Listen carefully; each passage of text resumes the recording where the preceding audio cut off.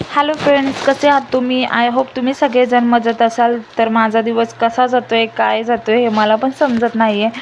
आणि मला खरंच ब्लॉग टाकायला, एडिट करायला टाईमच मिळत नाही. हा माझा ब्लॉग अगोदरचंच आहे, पण कसं आहे मी तुम्हाला सांगते.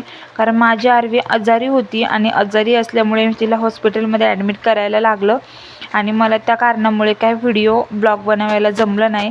सो हा अगोदरचा ब्लॉग आहे आणि तुम्ही व्हिडिओ पुढे कंटिन्यू बघा, म्हणजे समजेल ती आजारी का झाली आहे आणि काय झालं होतं तिला. सो मला व्हिडिओ टाकायला जमलं नाही. सो पुढे व्हिडिओ बघा आणि आरवीच्या गमती जमती ऐका. बघा ती काय बोलती. कोणाला घेतली? मला खायला संतरी घेतली. हा. कुठून? तुला नाही देणार. कोण नाही देणार मला? तू नाही देणार. तुला नाही देणार. मी सगळी खाणार संतरी. ऍपल खाणार ते सगळी. मला नाही देणार तू? देते. आत्ता तर बोलली मला नाही देणार तू. संतरी देते. हा, देते संतरी. देते वय. हा. Thank you RV. मी तू किती गोड आहे ग. हा? तू किती गोड आहे ग. हा. तू आत्ता बोलली मला नाही देणार म्हणून मी रुसले होते तुझ्यावरती. मी नाही देणार म्हणती. पप्पी. मला पप्पी देते. थँक्यू आरवी. प्रस खूप छान आहे. तुला कोणी आणली बघू? गळ्यात घाल ना तुझ्या गळ्यात. बघू कोणी आणली ग तुला? पप्पाने आणली. तुला आणू का? मला नाही आणली पप्पानी. पप्पा तुझा लाड करतो एकटीचा. माझा नाही करीत पप्पा लाड, आहे ना. पप्पा म्हणतात माझी एकुलती एक पोरगी लाडाची. मम्माचा नाही लाड करीत पप्पा. तुलाच आणतात कपडे, शूज वगैरे, प्रस सगळं. मला नाही आणत पप्पा काय. तू सांग ना पप्पाला. हां, पप्पाला सांगशील का? पप्पा मम्माला पण ना माझ्यासारखे प्रस आणाल का? सांगशील? घरी आल्यावर पप्पाला सांगशील का? होय ग, काय म्हणशील पप्पाला? होय, पप्पाला काय म्हणशील? तोंडात नको घालू ना. होय आरवी, पप्पाला म्हणशील का? नको, मला राहू दे. घातली राहू दे. थँक्यू. आता काढ. आता तूच घाल. तुलाच खूप छान दिसते. चला आता खाली जाऊ आपण. सो आरवीच्या तुम्ही गप्पा ऐकल्याच असेल.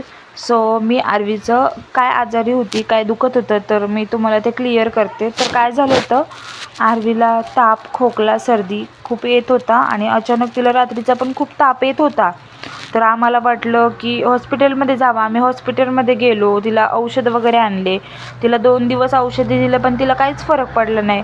आणि मग डॉक्टरांकडे गेलो. त्यांनी आम्हाला चेक करायला लावलं, ब्लड वगैरे चेक केल्यानंतर मग तिथे सांगितलं की हिच्या पेशा वाढल्यात आणि हिला कफमध्ये इन्फेक्शन झाले. सो ॲडमिट करावं लागेल. सो आम्ही तिला 4 दिवस ॲडमिट केलं आणि ॲडमिट करायची अवस्था बघू शकता. मला खूप वाईट वाटत होतं की आरवी खूप लहान आहे. खूप लहान असतात तिथं मुलं. पण मला माझ्या मुलीबद्दल खूप वाईट वाटत होतं की लहान आहे, कशी झोपली आहे ती, हाताला सलाईन लावली आहे, खूप पॅक वाटतं तसं तिला काही खाता येत नाही आहे की नाही का, असं खूप हे राहायचे. आणि मग तिला औषधं वगैरे पण नकोसे वाटायचे. औषध प्यायला खूप त्रास द्यायची. सलाईनला वगैरे एवढा त्रास नाही दिला तेवढा औषधांना द्यायचा. पण गेला तिचं 4 दिवस आणि आता ओके आहे ती.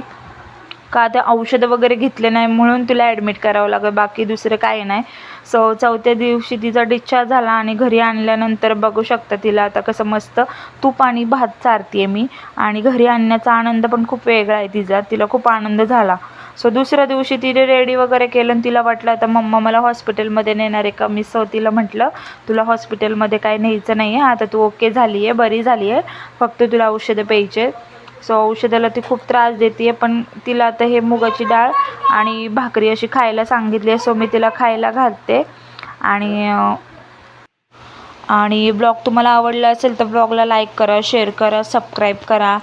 आणि ही बघू शकता ही आमची अक्का आहे आरवी. बघा तिच्यासोबत कशी गप्पा वगैरे मारती आहे. आणि असं तुम्हाला गमती जमती व्हिडिओ वगैरे बघायचे असेल तर चॅनलला जाऊन पटकन असं सबस्क्राईब करायचं. बेल आयकन दाबायला अजिबात विसरू नका, जेणेकरून तुम्हाला आरवीच्या पटकन व्हिडिओ बघायला मिळेल. आणि असंच ब्लॉग बघत जा आणि लवकरात लवकर 1000 सबस्क्राईब पूर्ण करायचे हे सगळ्यांनी लक्षात असू द्या आणि तुमचं सपोर्ट आरवीवर असू द्या. एवढंच, बाकी काही नाही. सो आजच्यासाठी एवढंच.